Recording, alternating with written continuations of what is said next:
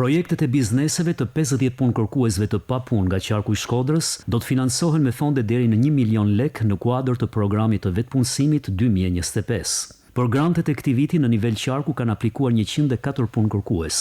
Projektet e shpallura fituese nga Agjencia Kombëtare e Punësimit përfshin drejtime të ndryshme aktivitetesh nga shërbimi dhe tregtia deri te artizanati dhe prodhimi i vogël. Ajo që është befasuese për ne është pjesa e larmishmërisë si këtë vit asnjëherë tjetër, e larmishmërisë të llojeve të bizneseve, por edhe e përqendrimeve të zonave nga ku janë. Granti këtë vit ka ardhur me 10 milion lek të vjetra, ndryshe nga grantet e viteve të kaluara që kanë qenë me 5 milion lek të vjetra. Këtë vit edhe numri i aplikimeve ka qenë më i lartë. 104 aplikime kemi pas 50 fitues.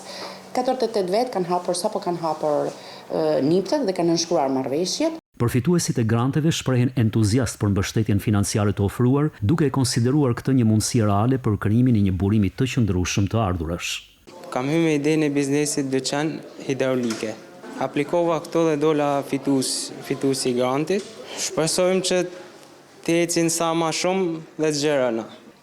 Projekti për cilën jam përzgjedh fituese ka të bëjë për një qendër holistike, e cila quhet Stretch and Flow, që përfshin mendjen dhe trupin. Janë 3 praktika të ndryshme: yoga, fizioterapi dhe psikologji. Ky është viti i 5 i zbatimit të programit të vetpunësimit, nga i cili deri tani kanë përfituar 158 punëkërkues të papunë nga qarku i Shkodrës.